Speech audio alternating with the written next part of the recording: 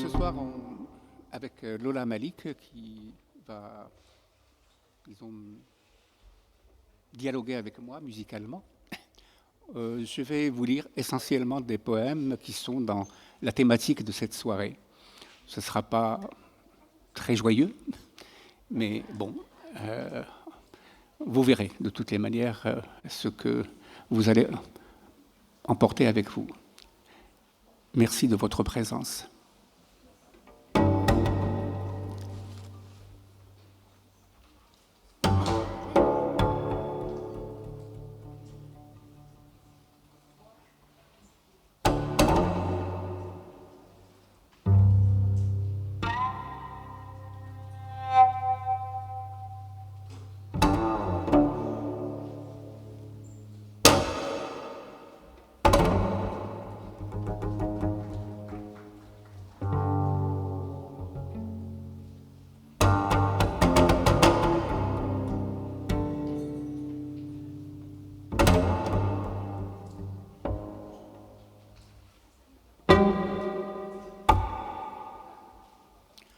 Oyez, oyez,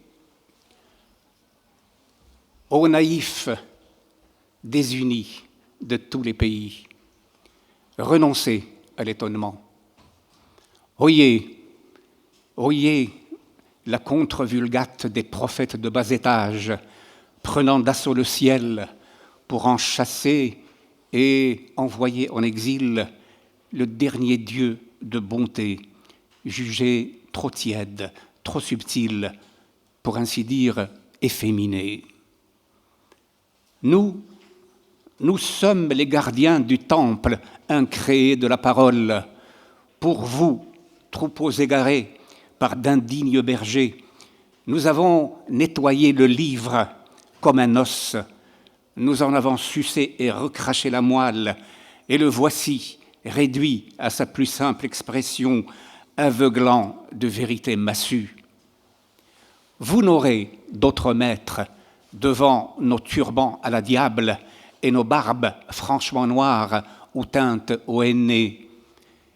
Des images taillées, après les avoir réduites en poudre, vous ferez une bouillie pour les hyènes. Du passé, d'avant la vraie révélation, vous enterrerez jusqu'aux ruines. Devant nous, vous ne prononcerez pas le vil nom de femme.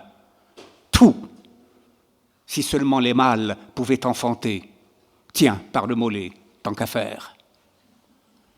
De vos mains, vous ôterez la peau pour leur interdire toute caresse impie.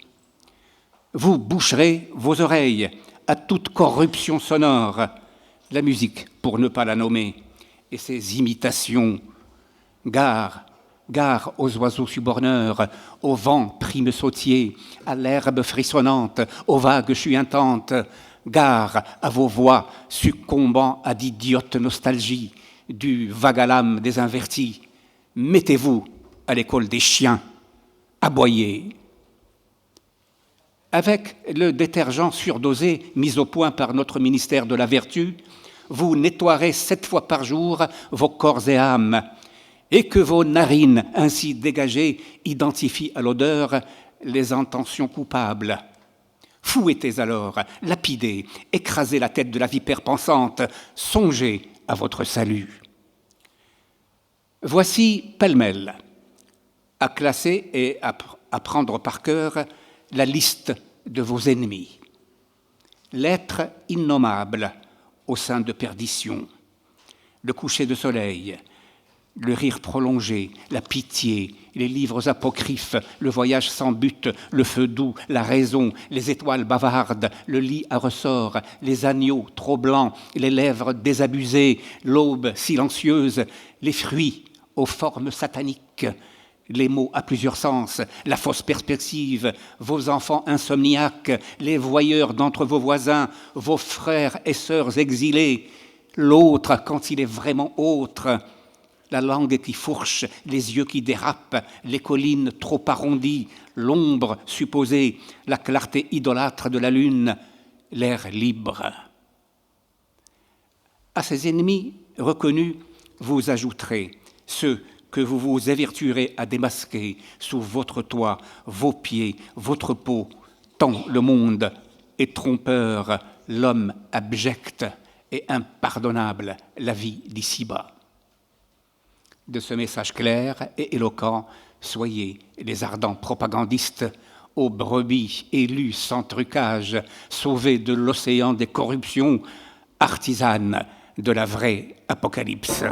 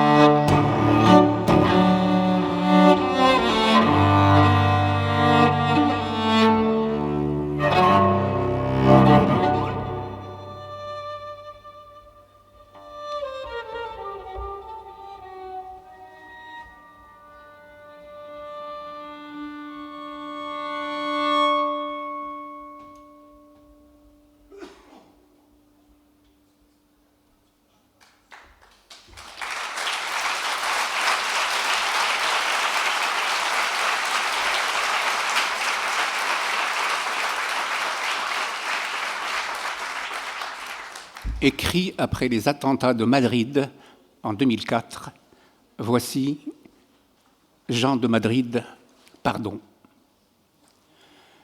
Ay, que día tan triste en Madrid. Qu'on se le dise, la terre n'a pas tremblé ce jour-là. Nul astéroïde vagabond ne s'est écrasé sur la bourse. Pas de nouvelle marée noire. Et la précédente allait bientôt être traitée dans les urnes. La télévision aboyait, miaulait, cactait, stridulait, croassait, brayait, blablatait. Les footballeurs s'étaient mis au vert, les taureaux paissaient, les écrivains faisaient la grasse matinée. Le moustachu polissait son discours d'adieu. Le serial killer s'était donné un temps de réflexion. Et Dieu, le Père ou la Mère, était, comme à l'accoutumée, aux abonnés absents. Qu'on se le dise, le temps s'est brusquement figé. Puis, il y eut cette sonnerie anodine, perdue parmi la cacophonie des sonneries. Quelques secondes, et la digue de la raison a cédé. La chaîne de l'espèce humaine s'est rompue. Ay, que día tan triste en Madrid. Les héritiers obligés que nous sommes de toutes les Andalousies, de toutes les lumières, de tous les génocides, de toutes les ténèbres, hébétés, ridicules, comme des rats pris au piège de l'impuissance, pour la millième fois cherchant à comprendre, alors qu'on a cru avoir compris la dernière fois, crevant les yeux, le gouffre insondable du mal. Alors, plongeons-y, ne serait-ce que pour éprouver une infime parcelle du calvaire des nouveaux arrivants au bal masqué de l'horreur, là où la chair et l'âme sont fourguées dans le crématorium d'un cercle de l'enfer que nul texte inimitable ne nous a signalé. Messieurs les assassins, vous pouvez pavoiser. Spéculateurs émérites, vous avez acquis à vil prix le champ incommensurable des misères, des injustices, de l'humiliation, du désespoir, et vous l'avez amplement fructifié. La technologie des savants, des satans abhorrés, n'a plus de secret pour vous. Vous êtes passé maître dans l'art de tirer les ficelles de la haine pour repérer, désigner, traquer, coincer et régler son compte au premier quidam, conscient ou inconscient, du risque de simplement exister.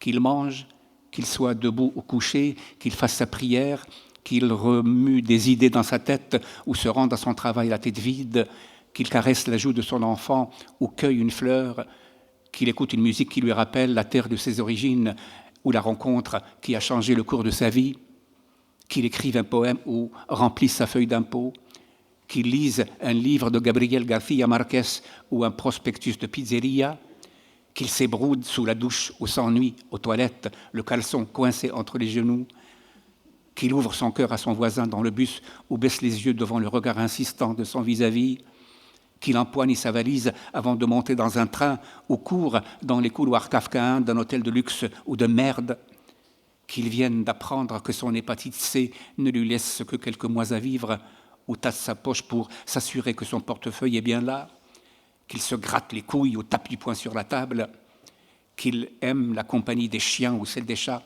qu'il soit déjà homme, femme, ou encore à cet âge béni où l'ange n'a pas vraiment de sexe et surtout pas d'elle, toutes les marionnettes se valent. Il suffit de ne pas être couché dans une tombe pour être le premier servi.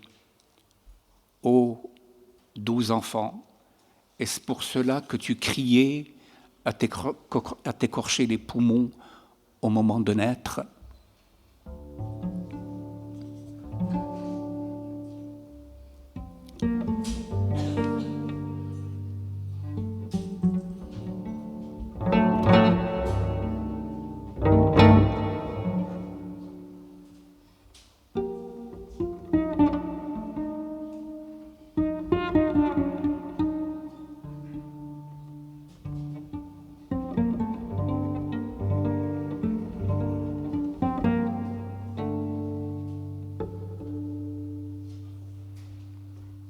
Messieurs les assassins, on dit que vous faites bien fonctionner vos ménages.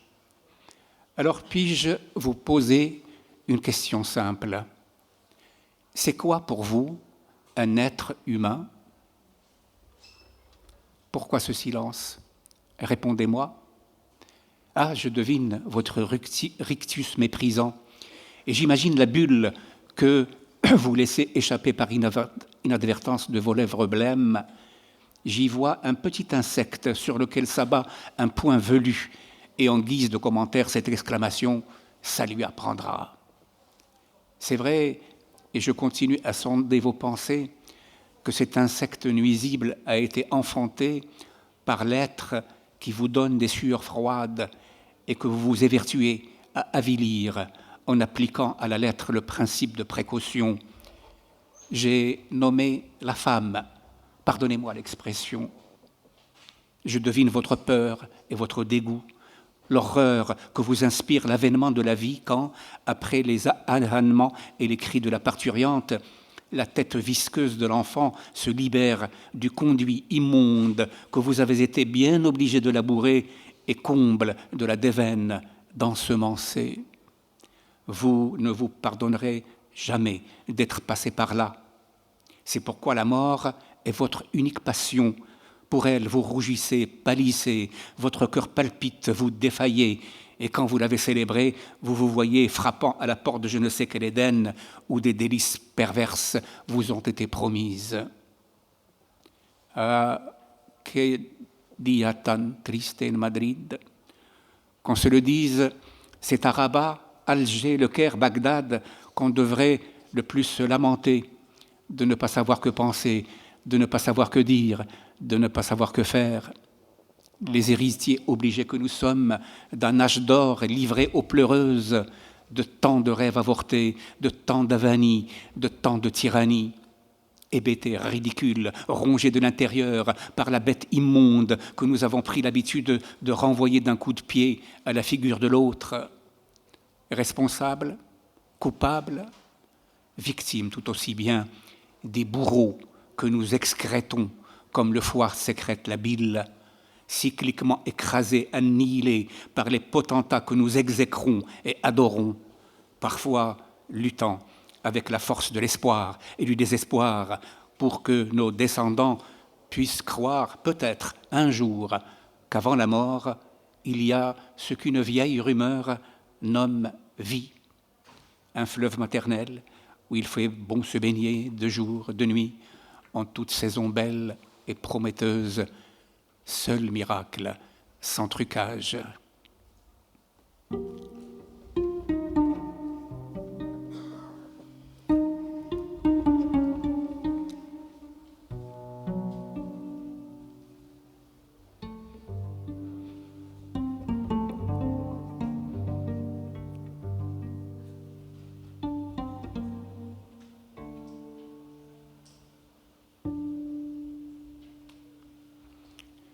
Gens de Madrid, que vos morts reposent en paix, de la graine sacrée de la vie déposée en eux, aucun n'a démérité.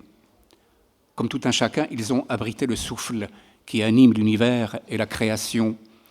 Chaque atome de leur corps a vibré et tourné autour du soleil intérieur qui a illuminé leur chemin. Leur voyage fut le nôtre et notre voyage sera dorénavant le leur. Nous continuerons à rêver dans leurs rêves, à nous écorcher l'âme dans leurs écorchures, à nous interroger dans leurs interrogations, à caresser la lumière dans leurs caresses, à nous émerveiller dans leurs émerveillements. Nous continuerons même à faiblir de leurs faiblesses, à nous enfermer dans leurs enfermements. Nous ne négligerons ni les œillères, ni les petites lâchetés. Nous prendrons à notre compte leur part d'intolérance, de bêtise et d'indifférence, car nous ne sommes que leurs frères et sœurs humains, rien qu'humains. Mais nous tâcherons de résister encore mieux dans leur résistance. Nous alimenterons le feu vacillant de notre mémoire avec le charbon cuisant de leur mémoire. Gens de Madrid, puisque personne n'a pensé à vous demander pardon, c'est moi qui le ferai.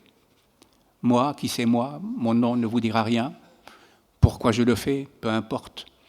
Le cri précède la parole, qui parfois précède la pensée, et puis le cœur a ses raisons, que l'esprit parfois ignore. Alors, gens de Madrid, pardon de ces nuits à venir, blanches ou grises, où l'être cher reviendra en fantôme menaçant, vous reprocher de lui avoir survécu. Pardon pour la main qui n'a pas été retrouvée, pour l'anneau de mariage calciné, la boîte de maquillage ouverte utilisée au dernier instant. Pardon pour les chaussures intactes et le soutien-gorge fleurant encore bon, la vanille ou la rose. Pardon pour les enfants au corps d'androgyne coupés en deux, pour le rire électrocuté des enfants. Pardon pour le silence de mes frères, pour ne pas dire leur indifférence. Pardon pour ce que certains d'entre eux pensent tout bas. Pardon de ne pas avoir fait plus et mieux contre le loup qui décime ma propre bergerie. Pardon de ne pas avoir appris suffisamment votre langue pour m'adresser à vous dans le meilleur castillan. Pardon à Lorca, Machado, Hernandez, de ne pas les avoir fait lire à mes enfants. Pardon pour les lacunes et les incantations, pour les yeux secs de la compassion. Pardon du peu que les mots peuvent, disent à moitié et souvent ne savent pas. Mais s'il vous plaît, pardon.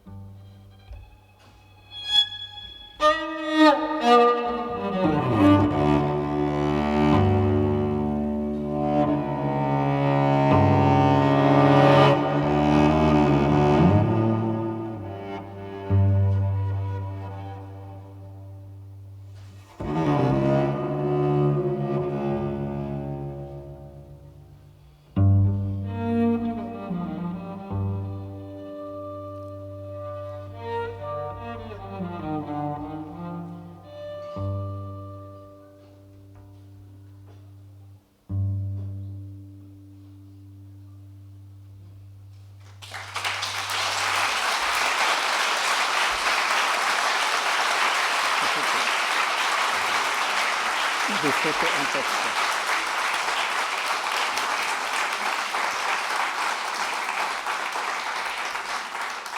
Aylan de Syrie.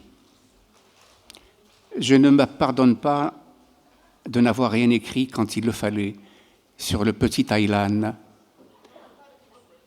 Comme le monde entier, j'avais vu la photo prise de lui par Nullifer Demir, l'enfant légèrement potelé couché sur le sable de cette plage de Bodrum, sa tête parfaitement ronde et sa tignasse dorée que le coiffeur a récemment rafraîchie.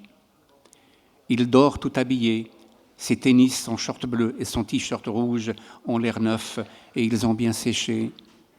Il repose sur le côté droit, la tête tournée non vers le levant, mais vers le couchant. Il semble méditer sur ce drôle de jeu que la mère a joué avec lui.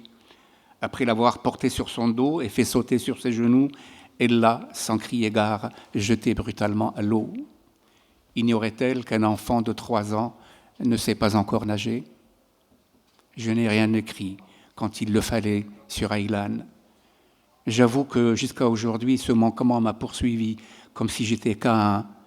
Et l'œil d'Abel, cette photo d'un enfant à la beauté époustouflante, reposant sur le sable, attendant qu'une main se tende vers lui et le relève pour qu'il aille gambader sur la plage d'une autre rive, dans le jardin d'un autre monde, pour qu'il aille sauter sur les genoux et le dos d'une autre mère qui ne joue pas à de vilains jeux.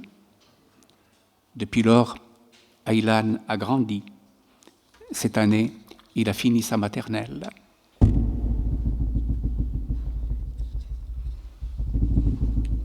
Comme un bœuf. Comme un bœuf refusant de porter les œillères, je tire la charrue de l'espoir. La terre à labourer est devenue vraiment dure. Les socs n'y résistent pas. Il m'en faut 2, 3 pour creuser un seul sillon. Comme un bœuf, je tire la charrue de l'espoir en y mettant toute mon énergie et ma hargne. Je ne me pose plus les questions du depuis quand et pourquoi. Je tire parce que je ne peux pas faire marche arrière, laisser en déshérence le champ que le sort m'a désigné il y a fort longtemps pour y planter ma brassée de rêves.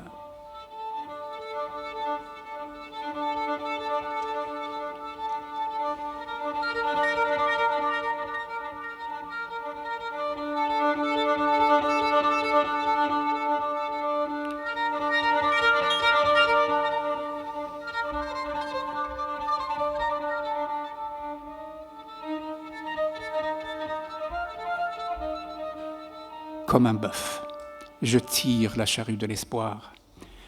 Maintenant j'ai blanchi sous le harnais, j'ai mal aux épaules, au dos, aux genoux, et plus douloureuse encore, à l'âme. Mais je ne peux pas m'arrêter. Nous autres bœufs, on n'a pas droit au congé, encore moins à la retraite. On doit tirer sans lever la tête ou se perdre dans ses réflexions jusqu'à ce que l'on tombe d'un coup pour ne plus se relever. Comme un bœuf, je tire la charrue de l'espoir. Il ne m'a pas échappé que l'époque où nous vivons est sombre, que l'équilibre de la planète est en train de se rompre, que des fous encore plus furieux que ceux dont nous parlent nos livres d'histoire prennent ici et là les rênes du pouvoir, que des tueurs portant des brassards de sauveteurs circulent parmi nous à visage découvert.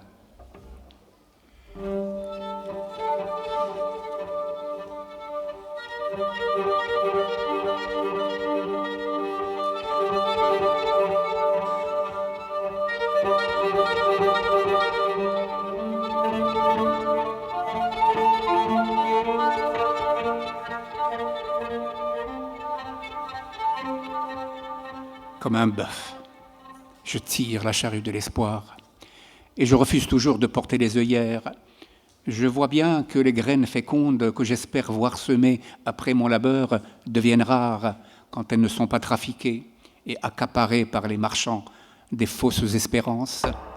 Mais comme tout bœuf qui se respecte, je suis buté et je continue à creuser sans me plaindre.